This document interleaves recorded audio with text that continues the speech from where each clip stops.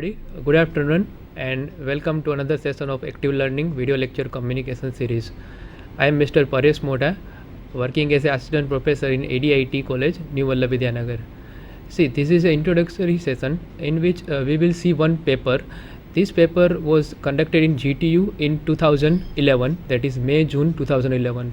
So I request to all the viewers that you please download the paper from the GTU website first. From the student corner you can download the paper, and then if you see the video, then it will be very much useful to you. So let us see first which paper we have to see. And so this is the presentation of May 2011 paper, and this is the paper, that is you can refer the paper from the subject code 113005 and date is 28 June 2011. So this is the particular paper. Now before confusing about the paper, let us start question number 1.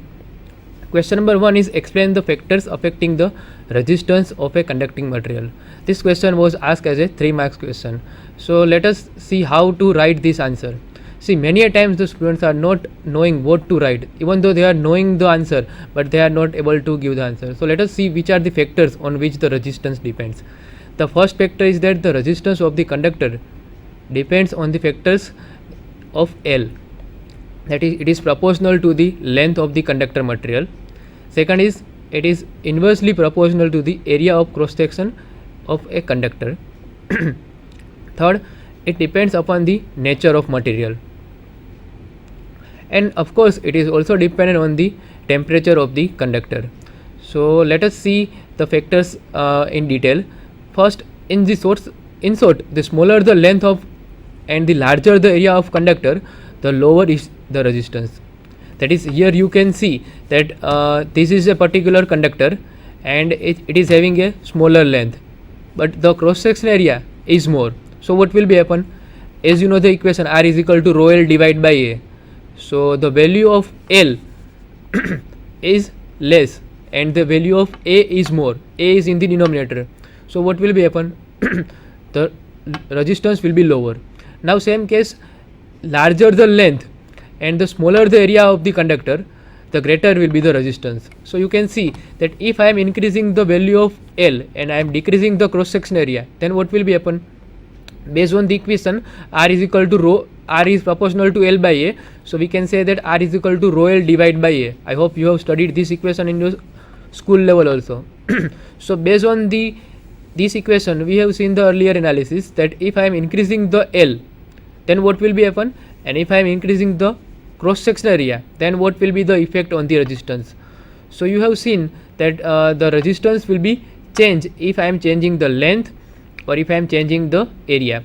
So you can use the proportionality, you can remove the proportionality. So it is R is equal to rho L divided by A, where rho is a constant that is depending on the nature of the material of the conductor, and it is known as the specific resistance or resistivity of a conductor. Now you can remember this equation for your numerical also. Now if you put value of L is equal to 1 meter and the value of A is equal to 1 meter square, then your R is equal to rho. Thus we can say that the specific resistance of a material is the resistance offered by 1 meter length of the material having cross section area of 1 meter square. See, now the temperature is also one more important factor that will decide the value of resistance of a conductor. Let us see how it is defined. Due to change in the temperature, the length of the conductor will get changed, which will change the value of R, right? So it is based on the R is equal to rho L by A equation only. As we are changing the L, the resistance will get changed. So generally when the temperature is getting increased, the value of R will also get increased. So let us understand this in more detail. See, if you are putting a conductor in the Gujarat or in the other state like Maharashtra or any other state, and if you are putting the same conductor in the country in our country India, in Himalaya, then what will happen? As the temperature is less in the Himalaya, what will be happen? Or in the Jammu Kashmir, the conductors and the conductors, as the temperature rises, the molecular vibration will increase or it will be changed. The molecule vibration will be affecting more. So due to this, the collision occurs between the electrons and the atoms, which will interrupt the flow of electron. So the resistance of the conductor will get increased.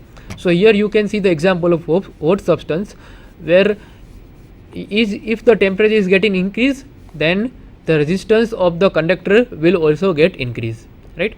So it is the end of question number 1. Now let us see question number 2.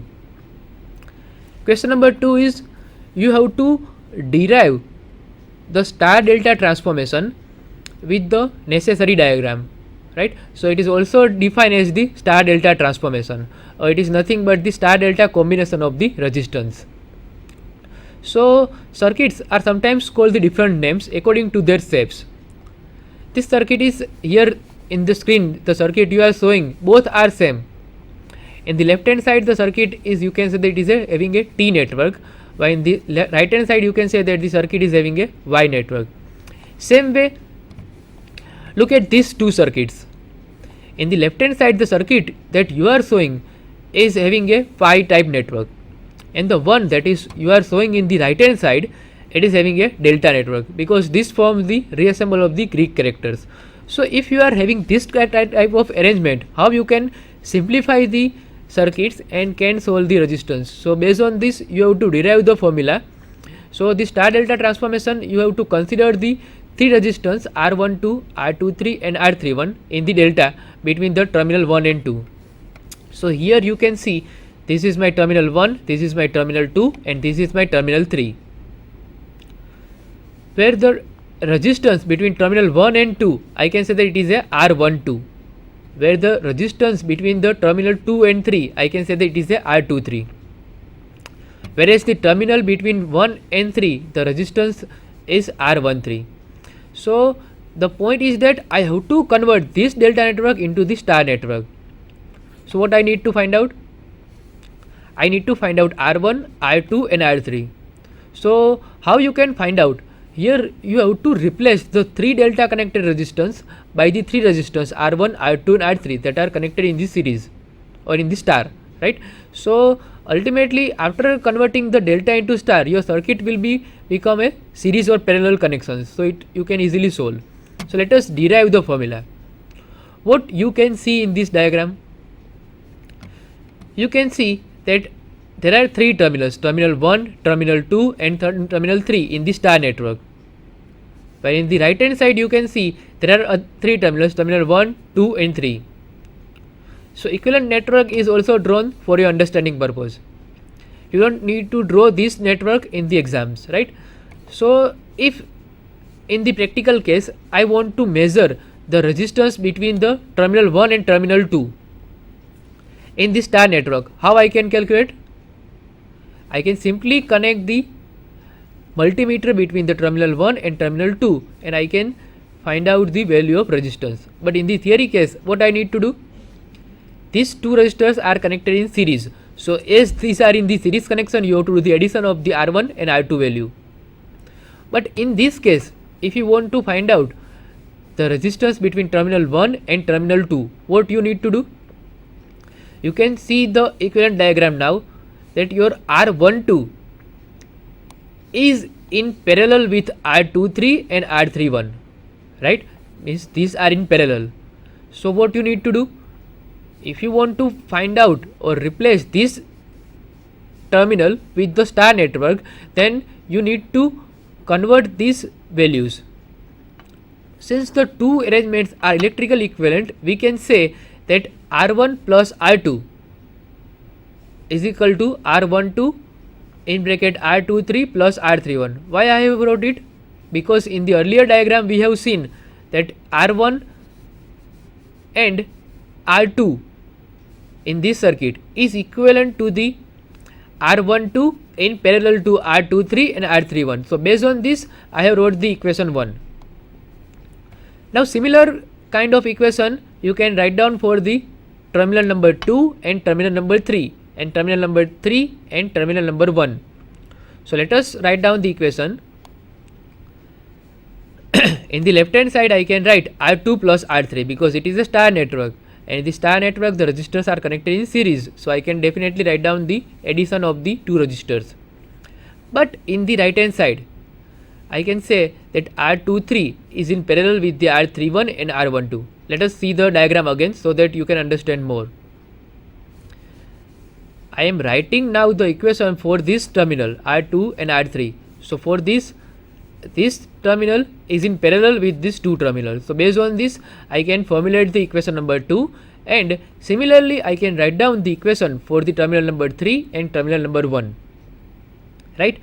So based on these three equations, if you understand these three equations, how to write down these three equations, you can easily derive the relationship between the star and between the delta network, or you can convert the delta network into the star network. So now what I will do? I will do the addition of the equation number 1, equation number 2 and equation number 3.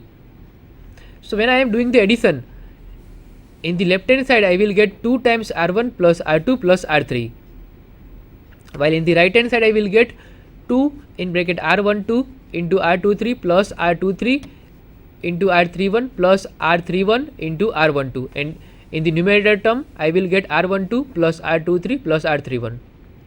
Now from this equation you can see that these 2 and these 2 will get cancelled. So in the left hand side you will get R1 plus R2 plus R3 is equal to R12 into R23 plus R23 into R31 plus R31 into R12, and the numerator term you will get R12 plus R23 plus R31. So I will say that is my equation number 4.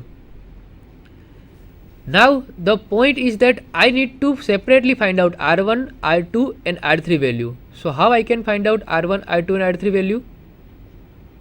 So in this equation number 3 or in equation number 2 I am having the value of R2 plus R3. So the same value of R2 plus R3 if I am putting in this fourth equation, then I will get R1 is equal to R12 into R31 divided by R12 plus R23 plus R31. Similarly, if you are subtracting equation number 3 and 4, you can get R2 value. R2 is equal to R12 plus R23 divided by R12 plus R23 plus R31.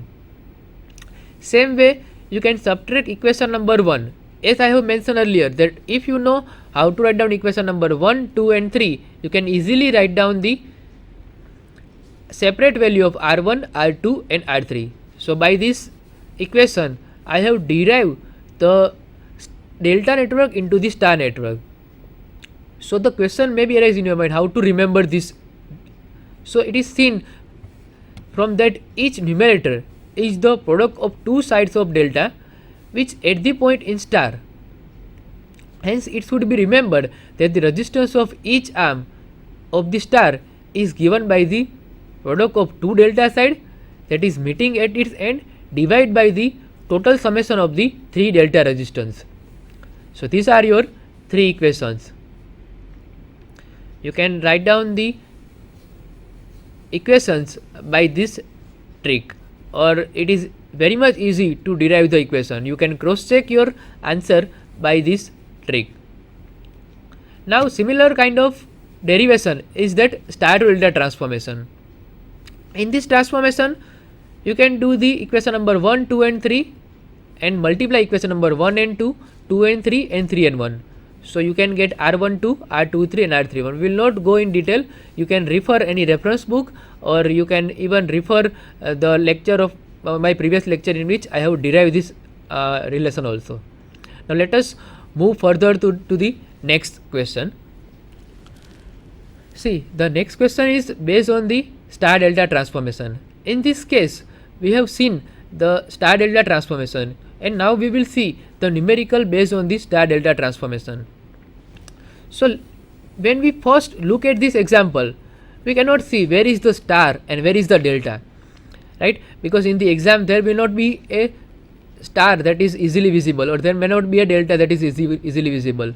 Of course it is a 7 marks weightage, so you will not be given directly star or delta fashion. You have to see that in which case you can form the delta network or in which case you can form the star network. So if you observe the diagram clearly, then you can see that this 2 ohm and this 4 ohm resistor are connected in series. So what will be there in the case when the two resistors are connected in series? You can do the addition of these two resistors, that is 2 ohm plus 4 ohm. So it is 6 ohm. So here you can join a line, that is 2 plus 4, that is 6 ohm, and you can create a delta network in this side. Same way, if you observe the diagram or the network, you can see that this 11 ohm and 4 ohm resistor are connected in series. So if you join these two resistor, you will get also a delta network in the right hand side also. So first of all, whenever this kind of example are to be asked in the exam, you should be give a name, give some name, alphabetical name, whichever alphabetical you like you can give. That is not a rule. You can start with A, B, C, D, E, F, G, or whatever variable you want to put, you can put. So it will be little bit easier for you to solve the example. Now redrawing the circuit as per the series connections principle, you will get the circuit like this.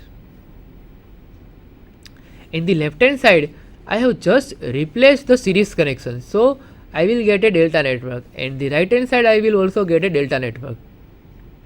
So my first delta is triangle E, A and C, and all the resistors are having the same value. So my task is that I need to find out this equivalent of RE, RA and RC. So we have seen the star delta transformation theorem in the previous slide itself. So now you can convert this delta into the star. Same way, the other delta, triangle F, B and D, you can convert it into the star network. Mind well, I am not changing this 41 and 17 ohm resistor. Even I am not touching these two resistors. So now if I am redrawing the circuit, that is, if I am converting 2 delta into the star network, in the left hand side I will get this delta star 2 ohm, 2 ohm and 2 ohm,